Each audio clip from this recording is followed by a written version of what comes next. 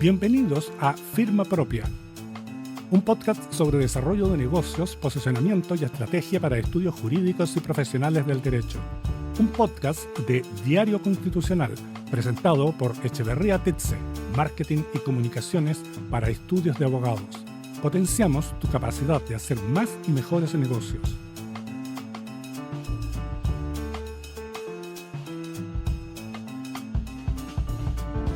Bienvenidos al segundo capítulo de Firma Propia, el podcast de Diario Constitucional. Hoy abordaremos temas muy interesantes como la profesionalización de los estudios jurídicos y además el rol de la inteligencia artificial en los estudios de abogados. Soy Paz Ramírez y los invito a formar parte de esta nueva e interesante conversación. Firma Propia, un podcast de Diario Constitucional.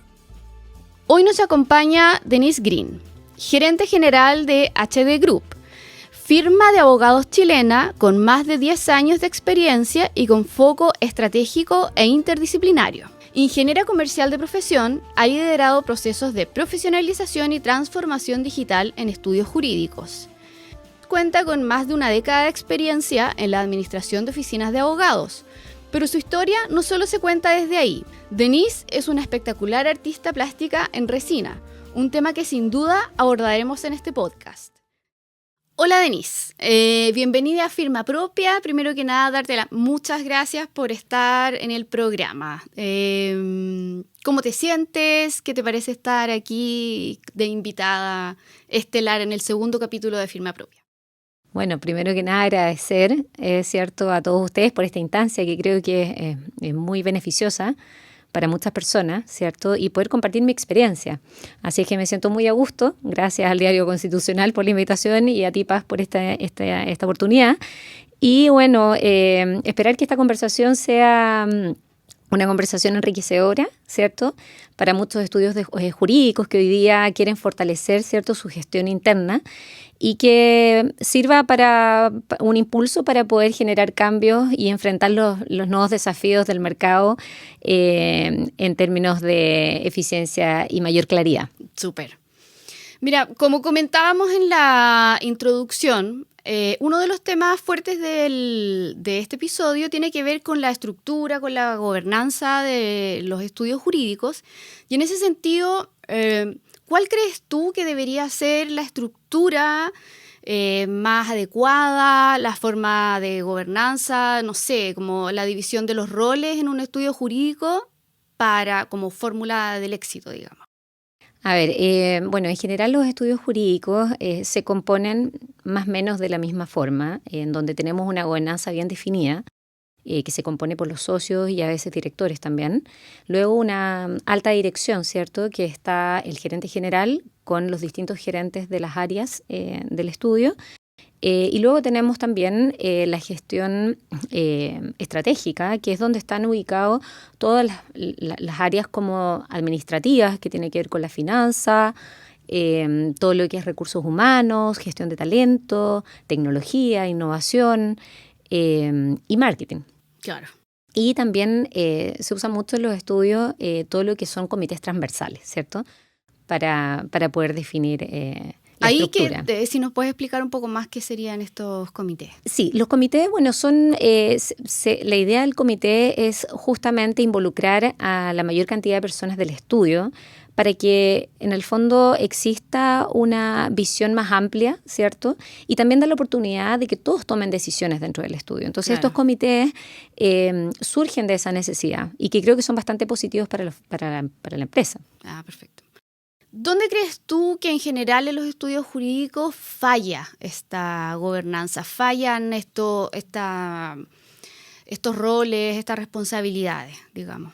A ver, bueno, los principales cuellos de botella o stoppers, por decirlo así, creo que tienen que ver muchas veces con la sobrecarga de los socios, porque finalmente están dirigiendo la empresa, ¿cierto? Entonces, a veces están con mucha carga laboral y no le pueden dedicar tanto tiempo a este tipo de misiones, ¿cierto?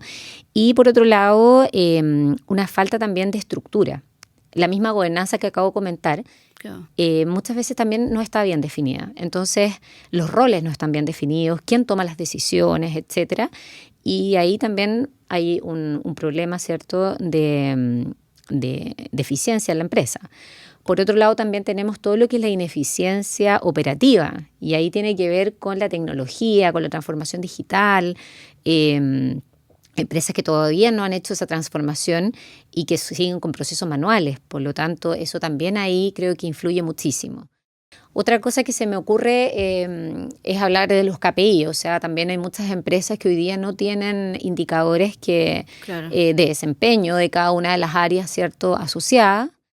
Y por último, creo que un punto importante y no menor es el tema de la colaboración entre los equipos y entre las distintas áreas de práctica cuando estamos hablando de un estudio multidisciplinario, ¿cierto? Claro. Así es que eso sería como los principales que creo yo. Hay muchos más, creo. Sí. ¿Tú crees que es importante evaluar, digamos, constantemente a todas las personas que trabajan en un estudio jurídico, como evaluarlos en temas de roles, de administración, etcétera? Mira, yo creo que la evaluación de desempeño, no solamente en las oficinas de abogados, sino que a nivel de toda industria, creo que es bastante importante para el colaborador. Yo creo que las personas en sí buscan un poco eso. O sea, el hecho de que a la persona le evalúen es una dirección para esa misma persona. Entonces, es saber cómo estoy posicionado en la empresa, qué cosas debo mejorar, ¿cierto? Y creo que eso es sumamente relevante para el desarrollo de carrera. Por lo tanto, creo que efectivamente se debiese hacer 1 o 2 veces al año una evaluación de desempeño. Y dejando un poco de lado el tema de la gobernanza y la estructura, quiero pasar a un temazo, en verdad, súper interesante, que tiene que ver con el marketing, el manejo del marketing en los estudios jurídicos. ¿Cuáles son los buenos objetivos principales de una estrategia de marketing, crees tú, en un estudio jurídico? A ver, creo que la estrategia de marketing en una oficina de abogados es prioritaria.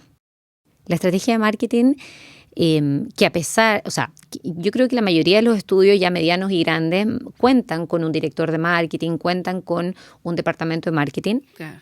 pero no muchas veces está asociado a una estrategia de marketing. Claro. ¿Por qué? Porque los estudios jurídicos son bastante tradicionales en la forma como se desempeñan en ese ámbito. Y se tienden a replicar también en cómo lo hacen todos, digamos. Yeah. Por ejemplo, todos en el fondo publican en LinkedIn, la mayoría de los estudios jurídicos están todo el tiempo en los rankings, ¿cierto? Y se preocupan de eso, o en eventos, pero no ahondan más allá a nivel estratégico. Por lo tanto, ¿Tú crees que sería una de las debilidades, digamos, como ser reiterativos en esta estrategia de marketing y no entregarle el valor que realmente... Creo que en el fondo primero es definir bien la estrategia. Yeah. Y sobre todo porque la estrategia tiene que estar 100% alineada con la estrategia comercial. Pensemos finalmente que el marketing tiene un objetivo, ¿cierto? Y el objetivo principal es posicionamiento de marca, pero el posicionamiento no por sí solo, sino porque uno necesita generar negocios nuevos. Nuevos negocios, y que los clientes en el fondo sean atraídos por esta marca. Por lo tanto, ese es el sentido. Sí. Y bueno, hablando también de las oportunidades de negocio que mencionabas recién, desde la óptica de una buena estrategia de marketing, que logró llegar a un público objetivo y de esa forma generar nuevos negocios. ¿Cuál es la forma que tú crees que es exitosa en el tratamiento de en la relación con los clientes para lograr lo que toda empresa quiere, y los estudios jurídicos también? Es la fidelización del cliente. Y digamos. captación también, me imagino. Claro, sí. Claro. Bueno, ahí en el fondo... Yo creo que todos los socios de las firmas legales siempre se cuestionan lo mismo, o sea, cómo podemos llegar a una mayor cantidad de clientes, ¿cierto? Y cómo podemos captar más clientes. Por lo tanto, es algo que siempre se está cuestionando. Bueno, yo creo que en el fondo lo más importante es, basarse en lo que hablé recién de la estrategia de marketing, pero también en un buen posicionamiento de marca, ¿cierto? Entonces, en ese sentido, creo que se debiese trabajar en la estrategia de branding. Y el branding, para las personas que no saben lo que significa, son las acciones, ¿cierto?, que te ayudan a identificar la identidad de la marca, ¿cierto? Te ayuda a identificar la identidad de la marca. Y esto a su vez ayuda a encontrar la propuesta única de valor. Claro. Y la propuesta única de valor hace que la marca sea deseable para la audiencia. Claro. Eso es el branding. Entonces, partiendo desde esa primicia, digamos, de una estrategia de branding, es encontrar la propuesta de valor única de cada oficina de abogado. ¿Cuál es el sello? ¿Cuál es el ADN? ¿Qué es lo que nos identifica respecto de mis competidores? Y ahí existe también ciertos errores o conceptos en el fondo que son muy comunes, en donde las personas tienden a pensar de que en la marca quieren transmitir los valores de la empresa. Y ahí hay un error, porque el valor de la empresa es gestión interna. Es gestión interna, claro. es hacia adentro, es hacia adentro de la empresa. Y ahí te pongo ejemplos como cercanía, confianza, claridad, excelencia en abogado, rapidez y bueno, y una serie de cosas más, adjetivos que en el fondo las empresas ocupan como en el fondo como valor interno de cada empresa. Claro. Pero eso no es lo que tiene que transmitir la marca, porque si fuese así, no habría un valor único, ¿me entiendes? No habría algo que te identifique. Y no habría algo que a los clientes le parezca como interesante. Claro. ¿Qué es lo que te destacas tú en tu oficina? ¿Qué es lo que te hace único? Bueno, por ahí va un poco con el posicionamiento de marca y encontrar este valor único, ¿cierto? Que te identifique. Por lo tanto, bueno, eso. Y con respecto a la fidelización del cliente, que me habías mencionado también, bueno, creo que hay que anticiparse, ¿cierto?, a las necesidades del cliente. Claro. Yo creo que por ahí va un poco el cuento, es entender en el fondo cómo me posiciono, ¿cierto? ¿Cuáles son mis competidores? ¿Cuál es el servicio que entrego? ¿Cómo lo entrego y para quién lo entrego? ¿Cuál es mi público objetivo? Todas esas preguntas, en el fondo, hacen que también uno se pueda anticipar, ¿cierto?, a las necesidades de mi cliente y con eso también fidelizarlo a la vez. Denise, ¿cómo crees tú que deberían conversar el marketing y ventas con relaciones públicas exitosamente en una oficina de abogados? Bueno, primero estos 3 ítems que mencionaste son súper importantes, ¿cierto? Y que no se pueden trabajar por separado. O sea, hoy día uno no puede hablar de ventas y de marketing y que esto no converse, ¿cierto? O sea, es inviable. Por lo tanto, creo que tienen que estar alineadas esos 3 puntos con su estrategia principal. Y acá quiero mencionar algo que creo que también puede ser desconocido quizás para las firmas legales, pero que en otras industrias se ocupa muchísimo, y que es el cuadro de mando integral. Hoy día las empresas ocupan, sí, te voy a explicar un poquito de qué se trata. Cuadro de mando integral es una herramienta que permite gestionar, ¿cierto?, las oficinas de abogados, en donde tú puedes medir y puedes alinear, ¿cierto?, todas las actividades de la empresa con la estrategia principal. Entonces, es como una especie de núcleo, ¿cierto?, que te permite alinear todo. Entonces, de esta manera uno puede ver un mapa de la empresa con un propósito que es el propósito principal. Y esta herramienta, en el fondo, el cuadro de mando integral, tiene indicadores en 4 áreas que son las claves, ¿ya?, dentro de la empresa. Tienes indicadores dentro del área de finanzas, ¿cierto? Tenemos indicadores a nivel de clientes, tenemos indicadores a nivel de procesos internos y por último tenemos indicadores de crecimiento en el fondo de aprendizaje y de crecimiento. Esas son las 4 etapas importantes del cuadro de mando integral. Cuando uno tiene bien definido esto, pasa que todo se hace más fácil para las otras áreas de la empresa, porque todo va alineado, ¿cierto? Nace desde como este núcleo hacia afuera. ¿Tú crees que esto es algo nuevo, que antes no existía, digamos, esta conversación entre las 3 áreas? ¿Cómo lo ves tú, digamos, en una línea del tiempo? Mira, yo creo que en general en las oficinas de abogados, quizás en las más grandes estos temas ya se tocan. En las medianas y las más pequeñas yo creo que no se tocan. O sea, son cosas bastante son muy comerciales. Entonces, bueno, yo soy ingeniero comercial y por eso para mí son temas que son conocidos, pero no para los abogados, ¿cierto? Porque el abogado en sí no tiene, no sabe estrategias de áreas comerciales, etcétera. Entonces, creo que los estudios jurídicos que no cuenten con el apoyo, ¿cierto?, de ingenieros o de gente que se especialice en todos estos temas, claramente no lo deben tener desarrollado, creo yo. Puede que me equivoque, a lo mejor, no lo sé. Pero tiendo a pensar que es así. ¿Qué herramientas tecnológicas crees tú que deberían adaptarse a la gestión de un estudio jurídico? Sé que eres bien experta en eso, entonces, ¿qué crees tú que debería estar así, sí o sí como herramienta tecnológica en un estudio? Bueno, a ver, lo primero, y esto va para todos los estudios, los más chicos, los medianos y los grandes, es contar con herramientas de gestión de horas. Creo que ese es como el foco principal, ¿cierto? Hay que tener un software de gestión de horas como base. Luego de eso, idealmente, si es un estudio que ya es un poco más profesionalizado, ¿cierto?, contar con integraciones. Es decir, que este software converse con los distintos softwares del estudio. Y creo prioritario tener en el fondo, bueno, un ERP, un software de contabilidad, si es que no tengo externalizada la contabilidad y la tengo desde adentro. Claro. Tener un software de gestión documental, que es donde en el fondo los abogados suben toda la data y toda la propiedad intelectual, que creo que ahí es muy importante tener ordenada toda esta data, ¿cierto? Por todo lo que se viene hoy día de inteligencia artificial además. Claro. Y, bueno, contar con software de recursos humanos, ¿cierto? Y un software de cobranza, que es sería como en el fondo la fórmula ideal, digamos, que ayuda muchísimo a eficientar los procesos. Y por último, bueno, si es que tienen la opción o la posibilidad de contratar un software de CRM, que era lo que hablamos recién, bueno, ya hay muchísimo mejor aún. Claro.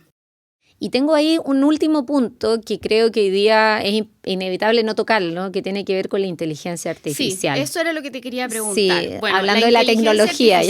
Lo está cambiando todo. Entonces, obviamente, va a cambiar la forma de trabajar en un estudio jurídico. Y ¿qué importancia le entregas tú a la inteligencia artificial? ¿Cómo se usa? ¿Qué rol cumple, digamos, en...? A ver, bueno, sí, creo que realmente es un cambio de paradigma. Yo creo que la inteligencia artificial es algo que se tiene que adoptar, ¿cierto? Porque todavía existe como ese mito urbano de que hay ciertos estudios jurídicos que no lo quieren ocupar por susto, incluso a que los clientes no quieran recibir ciertos entregables con inteligencia artificial. Y bueno, hay un montón... ¿A qué crees que se debe eso? Mira, yo creo que en Chile todavía estamos un poquito en pañales, por decirlo así, con el tema de la inteligencia artificial, pero creo que no va a tardar mucho en que sea un destape, en que esto avance muy rápido, ¿cierto? En otros países como España, bueno, Europa, Estados Unidos, ya llevan más de 2 o 3 años las oficinas de abogados ocupando inteligencia artificial. Y los clientes, en el fondo, ya están recibiendo muchos trabajos con inteligencia artificial. Y sienten, digamos, la confianza que tú crees que aquí quizás que todavía acá falta, claro. Y bueno, también ahí creo que me gustaría como desmitificar algo que es, y que lo he escuchado, no solamente en mi estudio, lo he escuchado a nivel más bien global de oficinas de abogados, y es que en el fondo tienen esa duda de si ocupo inteligencia artificial, me voy a demorar menos, me demoro menos, por lo tanto voy a ocupar menos horas. Claro. Por lo tanto le tengo que cobrar menos al cliente. Y ahí hay un error, porque en el fondo hay que pensarlo de esta manera. Primero, un estudio jurídico, para que sea eficiente con la inteligencia artificial, tiene que invertir muchísimo para poder adoptar esta tecnología, porque no es llegar y adoptarla, o sea, no es un ChatGPT, o sea, estamos hablando de que hay trabajo detrás y hay modelos que en el fondo uno está creando específicamente para estas áreas de práctica. Claro, no es que la inteligencia artificial te vaya a hacer el trabajo. Digamos, no, lógico, sobre todo si uno quiere tener una inteligencia generativa, ¿cierto? Entonces, desde ese punto de vista, si yo estoy invirtiendo, ¿cierto?, este valor en la empresa, para poder ser más eficiente y ser más rápido, también le estoy traspasando un valor agregado al cliente. ¿Y por qué? Porque en el fondo el cliente también va a tener una capacidad de decisión anticipada respecto a sus competidores. Claro. Por lo tanto, lo que, por ejemplo, antiguamente te podías demorar 6 meses entregar a lo mejor un due diligence complejo, Claro. no tengo idea, y que hoy día se lo podamos entregar en 2 meses o en 1 mes, obviamente para el cliente no va a pensar en las horas que yo me demoré. Claro. Va a pensar en el valor agregado que tengo como empresa, en el fondo de lo rápido que lo hicieron Que le puse, y claro. con la máxima eficiencia, sin errores además. Entonces, obviamente, ese valor se traspasa al cliente. Entonces, esa es una inversión importante que no tiene que ver con el valor por hora, tiene que ver con el valor en sí del documento. Y ese es o un del trabajo proyecto. igual que yo creo que es algo que hay que, una confianza que hay que generar constantemente con los clientes con Sí. respecto a que en el fondo no estamos entregando algo a la rápida, sino que hay todo un trabajo detrás de... Así es, yo creo que hay un trabajo importante de transmitir esa confianza a los clientes, pero tampoco es algo que vamos a evitar. O sea, yo creo que es algo que se viene muy fuerte, muy, muy fuerte en el mercado. Los clientes se van a ir adaptando sin que uno lo tenga que hacer, o sea, se van a adaptar igual porque no solamente los abogados, sino que en cualquier trabajo hoy día se va a ocupar la inteligencia artificial. Ellos mismos van a ocupar la inteligencia artificial. Entonces, creo que también ahí la persona que no se incorpore o no trabaje con inteligencia artificial se va a quedar atrás. Claro. O sea, los abogados hoy día que no trabajen con inteligencia artificial, lo más probable es que en el tiempo se van a ir quedando atrás. Así es que creo que es importante estar a la vanguardia en ese sentido. Oye, Denise, creo que hemos tenido una conversación súper productiva, muy interesante también, con todo esto de la inteligencia artificial que evidentemente vamos a estar tratando en nuestros próximos capítulos también. Pero hay algo que mencionamos al inicio y que le da todo una... La historia de Denise no se cuenta solo desde el mundo del marketing y del derecho. Tú eres una artista plástica en resina. Sí. Cuéntanos un poco más acerca de cómo llegaste a ese mundo, qué es lo que te motivó. Cuéntanos. Bueno, sí, la verdad es que siempre, desde muy niña, en verdad, he estado muy apegada al tema del arte. Me gusta muchísimo.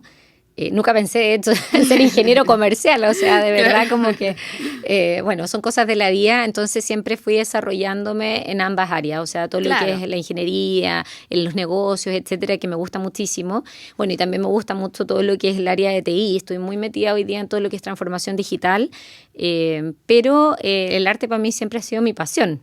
Así es que, bueno... siempre estuve pintando, etcétera, pero cuando me fui a vivir a Australia un tiempo, bueno, me encontré con este arte que me encantó muchísimo, que tiene que ver... Si nos puedes contar un poquito más de la técnica. Con la resina, sí. Esto es resina, pero en el fondo yo ahí conocí por primera vez artistas que generaban estos cuadros en resina. Y empecé son cuadros espectaculares. Son espectaculares. O sea, sí, me falta tiempo. Revisamos tus cuadros, tu Instagram pero ya... Ay, muchas gracias. Muchas gracias. Espectacular. Muchas gracias. Impresionante. Bueno, y ahí empecé a estudiar mucho el tema de la resina, pero también lo que me motivó más aún fue el tema de la alquimia. Porque en estos cuadros yo no pinto, o sea, no es que agarro una brocha y me ponga a pintar con distintos materiales, sino que hago alquimia, o sea, genero reacciones químicas a través de distintos materiales que generan estas formas, ¿cierto? Bueno, para los que no saben, mis cuadros son abstractos, ¿cierto? Pero están basados mucho en la naturaleza. Y un poco mi foco era como, siempre me ha gustado mucho en el fondo las reacciones que se generan en la naturaleza, como por ejemplo las explosiones de los volcanes que generan la lava y todas esas formas que se generan, siempre me llamaba mucho la atención el tema de las piedras preciosas o semipreciosas, cómo se componían. Y eso fue lo que me llevó a poder lograr este arte, digamos que está muy inspirado en eso, en poder lograr esas reacciones de forma química, digamos, pero asemejándose lo más posible a la naturaleza. Bueno, Denise, quiero darte las gracias por participar en el segundo capítulo de Firma Propia. ¿Qué te pareció estar en este programa y un cierre quizás para todas las personas que nos están viendo? Bueno, gracias Paz por este tiempo, por tu entrevista y bueno, al Diario Constitucional. Espero que sea muy valioso todo este contenido para los espectadores. Y bueno, las personas que están escuchando, espero que esto sea un impulso para generar cambios y fortalecer, ¿cierto?, la gestión de la empresa. Además de, no solamente que sea una inspiración, sino que sea una partida inicial para poder agregar valor a la empresa, ¿cierto? Y poder elevar, ¿cierto?, este valor y eficiencia, que tanto uno lo busca, ¿cierto? Sí. Así es que, bueno, muy agradecida de estar acá.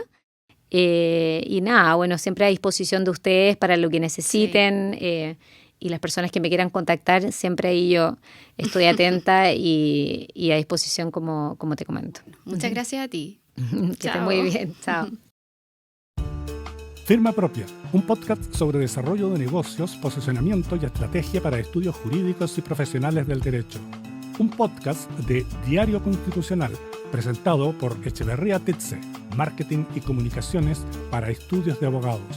Potenciamos tu capacidad de hacer más y mejores negocios. Firma Propia, un podcast de Diario Constitucional.